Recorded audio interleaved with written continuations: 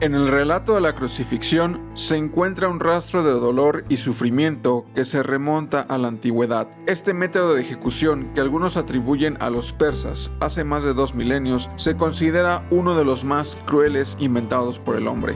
En manos de los romanos, maestros en el arte de la tortura, la crucifixión se convirtió en sinónimo de sufrimiento extremo reservado para los más despreciados de la sociedad, esclavos, extranjeros y criminales. Cicerón, el célebre orador y filósofo, la describió como una abominación cruel. Para Jesús, la experiencia fue aún más desgarradora. Desde la noche del Jueves Santo hasta la fatídica tarde del Viernes Santo, soportó innumerables tormentos físicos y mentales destinados a infligir un dolor inimaginable. En el jardín de Getsemaní comienza la angustia física de Jesús. A menudo nos hemos preguntado sobre la veracidad de la sudoración de sangre que experimentó, un fenómeno raro pero real conocido como hematidrosis. Es interesante que solo Lucas, el médico del grupo, mencione este suceso. Esta condición se desencadena por un estrés extremo y provoca pequeñas hemorragias en los capilares de la piel, mezclando sangre con sudor. Este fue el primer indicio del tormento físico que Jesús enfrentaría, acompañado de una intensa agonía mental. Ante el inminente cumplimiento del plan divino de sacrificio, Jesús se enfrentó a una lucha interna desgarradora. A pesar del dolor y el abandono que sentía, tomó la decisión de seguir adelante, aceptando su destino en la cruz como parte del plan de salvación. Esta decisión, marcada por el sacrificio y la obediencia, revela la profunda humanidad y divinidad de Jesús, inspirando reflexión y devoción en aquellos que lo siguen. En la penumbra de la noche, Jesús fue llevado ante el Sanedrín y Caifás, el sumo sacerdote, donde el silencio de Cristo provocó el primer estallido de violencia física. Un soldado, exasperado por su calma ante el interrogatorio de Caifás, golpeó brutalmente el rostro de Jesús, marcando el inicio de una serie de abusos. Con los ojos vendados, los guardias del palacio se burlaban de él, escupiéndolo y golpeándolo mientras le preguntaban quién lo había agredido, sumiendo su rostro en una hinchazón y moretones que apenas lo dejaban reconocible. Al llegar la mañana, Jesús, maltrecho y exhausto por una noche de insomnio y golpes, fue conducido desde Jerusalén hasta el pretorio de la fortaleza Antonia, donde Poncio Pilato, el procurador de Judea, aguardaba. Pilato, consciente de la gravedad del caso, intentó lavarse las manos de toda responsabilidad, enviando a Jesús a Herodes, el tetrarca de Judea, quien tras un breve interrogatorio lo devolvió a Pilato. A pesar de los esfuerzos del procurador por evitar la condena de Jesús, la multitud exigió la liberación de Barrabás y la sentencia de Jesús a la flagelación, una etapa más en el calvario que procedió a su crucifixión. En el trasfondo de la crucifixión de Jesús surgen interrogantes sobre la práctica de la flagelación como preludio a su ejecución. Mientras que muchos escritores romanos de la época no la mencionan, expertos sugieren que Pilato inicialmente ordenó esta brutalidad como castigo único y solo se dio a la crucifixión como respuesta a la insistencia de la multitud, desatando una secuencia de eventos que llevarían al sacrificio del Mesías. Los preparativos para la flagelación se llevaron a cabo con crudeza, despojando al prisionero de sus ropas y atando sus manos sobre la cabeza. Los judíos tenían una ley antigua que prohibía más de 40 azotes. Los fariseos, que siempre fueron apegados a la ley, solicitaron que fueran 39, por si fallaban en el conteo, estar dentro de lo legal. El legionario romano tenía consigo un látigo en la mano cargado de pesadas correas de cuero y 2 bolas pequeñas de plomo, piedra o huesos en las puntas de cada una. Descargó golpes implacables sobre los hombros, espalda y piernas de Jesús, una y otra vez. Al tener 3 cabezas cada látigo, Jesús recibió alrededor de 120 impactos en un total de 45 minutos. Los fuertes golpes no solo cortaron la piel, sino que llegaron hasta el fino tejido subcutáneo, provocando una hemorragia que emanaba como un símbolo de sufrimiento y sacrificio. Los moretones, inicialmente pequeños, se transformaron en vastas áreas de piel destrozada, dejando expuestos músculos y hasta costillas. El tormento físico era tan extremo que incluso el más mínimo movimiento podía desencadenar una nueva ola de dolor, convirtiendo la espalda del Salvador en una masa irreconocible de carne ensangrentada. A medida que el centurión observaba el deterioro del prisionero, la flagelación cesaba, evitando la perforación de un pulmón que precipitaría la muerte. La crueldad de los soldados romanos, registrada en las crónicas de la época, alcanzaba su punto máximo mientras se burlaban de Jesús, fingiendo adoración a un supuesto rey. Jesús, al borde del desmayo, fue desamarrado y cayó desplomado sobre el pavimento que estaba mojado de su propia sangre. Envuelto en una capa y provisto de un palo a modo de cetro, solo faltaba la corona para completar la burla. La corona de espinas de Cristo, proveniente de una planta de Madagascar, fue trenzada en forma de guirnalda y presionada sobre su cuero cabelludo, desencadenando un sangrado profuso. Aunque las representaciones clásicas muestran la corona de espinas de manera diferente, un fresco antiguo revela su verdadera forma de capacete. Los soldados, después de golpearlo y burlarse, empujaron las espinas a base de golpes de caña. Fueron alrededor de 50 espinas las que se incrustaron en su cabeza, sumando dolor a su ya torturosa agonía. Posteriormente, cansados de su sádico juego, arrancaron la capa adherida a las costras de sangre y suero, infligiendo un dolor que rivalizaba con la flagelación anterior. Las heridas, al ser expuestas nuevamente, brotaron en sangre, evidenciando la brutalidad de las torturas sufridas. Imaginemos por un momento los efectos fisiológicos que la pérdida de sangre habría tenido en Jesús durante este calvario. Consideremos su constitución física, aproximadamente 70 kilogramos de peso y 1,75 m de estatura, lo que sugiere un volumen circulante de entre 4.5 y 5.5 litros de sangre. Hasta este punto de la pasión habría sufrido una pérdida del 10 al 12% de su sangre total, sumado a los efectos del estrés, el ayuno y la falta de sueño. En este contexto, podríamos situarnos en la categoría 1 del shock hipovolémico, sin mencionar las pérdidas insensibles que podría haber experimentado hasta este punto. La práctica de la crucifixión pronto se convirtió en una habilidad meticulosa y eficiente para ellos. Los romanos introdujeron algunas modificaciones notables, como la incorporación del patíbulum, un brazo cruzado a cierta distancia de la parte vertical de la cruz, creando así la clásica cruz latina. Aunque esta representación es ampliamente conocida, la cruz Tau, con forma de la letra griega Tau o de la letra T mayúscula, era la más común en la época de Jesús y se cree que fue el tipo de cruz en el que murió. Mientras los soldados romanos vestían a Jesús nuevamente y le colocaron el patíbulum sobre sus hombros exhaustos y desgarrados, él soportaba dolores intensos, deshidratación y una fatiga abrumadora. Marchó por la vía dolorosa, seguramente acompañado por los dos ladrones, en medio de un sufrimiento físico, mental y espiritual inimaginable. A pesar de sus intentos por mantenerse firme, el peso abrumador de la cruz, combinado con el shock de la pérdida de sangre, lo derriba. La madera áspera se incrusta dolorosamente en los músculos desgarrados de sus hombros, mientras Jesús lucha por ponerse de pie, pero sus fuerzas humanas están agotadas. En ese momento crítico, el centurión, ansioso por avanzar con la crucifixión, elige a un espectador presente, Simón de Cirene, un hombre fuerte del norte de África, para cargar el patíbulum en su lugar. Aunque Jesús era robusto y estaba acostumbrado al trabajo físico, la agonía persiste, mientras continúa sangrando y sudando frío por el shock.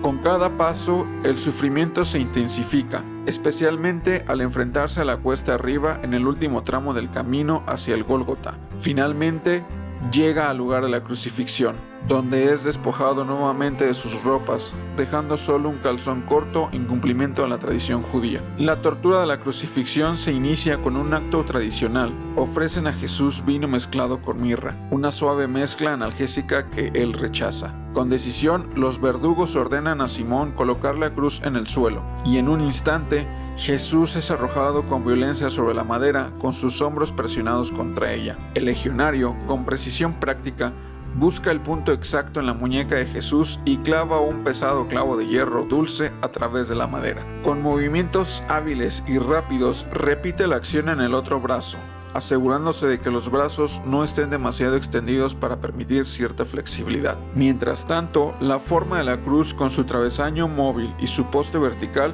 se erige como un símbolo de humillación y escarmiento. Aunque se ha estimado el peso total de la cruz en unos 100 kilos, el detalle del soporte para los pies, que se ve comúnmente en las representaciones de la crucifixión, no parece haber existido en la cruz de Cristo. En el cruel ritual de la crucifixión, algunos ajusticiados encontraban un breve respiro en un elemento conocido como sedil, un madero que les permitía apoyar y descansar el periné, reduciendo así la tensión sobre los brazos y prolongando su agonía. Sin embargo, en el caso de Jesús, la urgencia de su muerte vespertina no dejaba espacio para este alivio. Además, El cedilé apenas se menciona en textos antiguos, siendo citado solo por Tertuliano, lo que sugiere su rareza en este contexto histórico. El ajusticiado, una vez en el lugar de la ejecución, era clavado al travesaño horizontal que había llevado sobre sus hombros. Luego, mediante poleas o cuerdas, era alzado al poste vertical ya instalado en el sitio designado. Así, Jesús fue crucificado en el Calvario, un monte de aspecto desolado que servía como lugar público y frecuentado para tales ejecuciones. En el acto de crucifixión se adhería una tablilla a la misma cruz, donde se inscribía el delito del condenado. Durante el trayecto desde el tribunal hasta el lugar de la ejecución, este título era portado por un soldado, pregonero o incluso el propio reo colgado al cuello, antes de ser clavado en el estipez. El trauma provocado por los clavos tenía un impacto doble, causaba lesiones directas debido al propio clavo y lesiones indirectas por el peso del cuerpo suspendido. La naturaleza de los clavos de punta roma generaba lesiones contusivas al penetrar en la piel, desgarrando arterias, tendones, nervios y músculos, lo que ocasionaba intensos dolores y hemorragias. Al momento de introducir el segundo clavo, se convirtió en una escalada de dolor sumándose al tormento del primero. La fijación de la mano restante, ya inmovilizada, generaría una tracción adicional al clavarse, intensificando aún más el sufrimiento. La fuerza requerida para atravesar la mano, presumiblemente considerable, reflejaría en todo el cuerpo de Jesucristo. El sufrimiento de Jesús en la cruz es casi insoportable. Los clavos perforan sus muñecas y pies, enviando oleadas de dolor a lo largo de sus extremidades hasta su cerebro. Cada movimiento para aliviar la presión provoca una nueva ola de tormento, mientras lucha por mantenerse erguido. Los calambres convulsivos atacan sus músculos, dejándolos sin aliento y luchando por cada bocanada de aire. En medio de este dolor excruciante, Jesús encuentra la fuerza para pronunciar sus últimas palabras. Padre, perdónalos porque no saben lo que hacen. Una súplica de perdón para aquellos que lo crucificaron. A pesar del sufrimiento físico y la dificultad para respirar, su espíritu perdona y busca redención para aquellos que lo han condenado. Las palabras de Jesús desde la cruz revelan su compasión y amor incluso en medio del tormento. Al dirigirse al ladrón arrepentido, le ofrece la promesa de la vida eterna. Hoy estarás conmigo en el paraíso. Luego, conmovido por el sufrimiento de su madre y el apóstol Juan, confía en ellos mutuamente. He ahí a tu madre, y mujer, ahí tienes a tu hijo. Mientras tanto, el sufrimiento físico de Jesús alcanza su punto máximo, con calambres que retuercen su cuerpo y la asfixia parcial que lo embarga. La agonía se intensifica cuando su corazón es comprimido por el líquido que llena su pericardio. A pesar de todo, Jesús encuentra la fuerza para expresar su sed y finalmente su reconocimiento de la consumación de su misión con las palabras: todo está cumplido. Con su última declaración, Jesús entrega su espíritu al Padre, completando así su obra de redención. Con un esfuerzo final, empuja sus pies heridos contra los clavos, enderezando sus piernas antes de exhalar su último aliento. Es entonces cuando pronuncia su séptimo y próspero grito: Padre, en tus manos encomiendo mi espíritu. Después de su muerte, para evitar la profanación del día de reposo, se decide bajar a los condenados de las cruces. Esta práctica era comúnmente seguida por la crucifractura, la ruptura de los huesos de las piernas para evitar que la víctima se elevara y acelerar la asfixia. Sin embargo, al llegar a Jesús, el soldado encuentra que ya está muerto. Para confirmarlo, perfora su costado con una lanza, un golpe final que acelera su muerte y simboliza su sacrificio. Aunque los evangelios no especifican el lado, algunas tradiciones sostienen que fue el derecho, donde el flujo de sangre indica la certeza de su fallecimiento. El relato de Juan sobre la salida de sangre y agua del costado de Jesús alude a un evento de gran relevancia, pero que ha generado escepticismo debido a su complejidad médica. La secuencia precisa de sangre y agua, descrita en el versículo 19:34, plantea un desafío para la interpretación, ya que en griego clásico el orden de las palabras denotaba prominencia más que una secuencia temporal. Es plausible que Juan estuviera resaltando la importancia de la sangre en lugar de establecer un orden preciso. El agua mencionada podría representar fluido seroso pleural y pericárdico,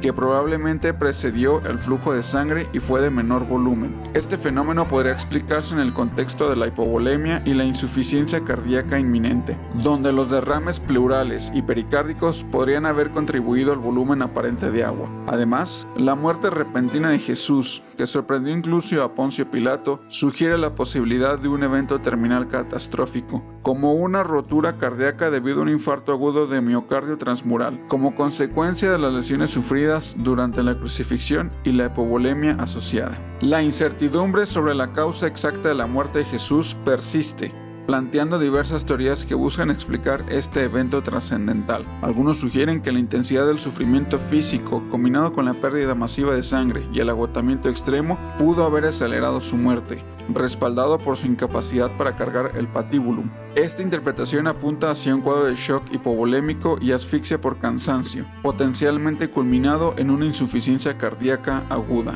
Sin embargo, la verdadera causa de su fallecimiento, al igual que el de otros crucificados, podría haber sido el resultado de varios factores interrelacionados, incluyendo el shock hipovolémico, la fatiga extrema y posiblemente una arritmia cardíaca fatal. Aunque no se pueda determinar con certeza la causa específica, lo innegable es que Jesús entregó su vida en la cruz como un acto supremo de amor, según lo expresado en Juan 3:16, un recordatorio del sacrificio redentor que ofrece la vida eterna a quienes creen en él. Al contemplar la profundidad del sacrificio de Jesucristo en la cruz, nos encontramos ante un misterio que trasciende el tiempo y el espacio. Su amor insondable y su entrega total nos invitan a reflexionar sobre el verdadero significado del perdón, la redención y la esperanza. En este tiempo de reflexión que nos lleva desde el sufrimiento hasta la luz de la resurrección, somos llamados a renovar nuestra fe, a abrazar la gracia divina y compartir ese amor transformador con el mundo que nos rodea. Que la pasión y muerte de Jesús nos inspiren a vivir con compasión, humildad y misericordia,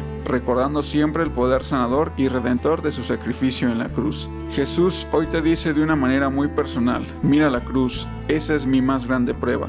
Fue por ti, nadie te ama como yo. Déjanos en los comentarios de quién te gustaría que se tratara el próximo video. Si este contenido fue de tu agrado, te invito a suscribirte al canal para que no te pierdas nuestras próximas historias.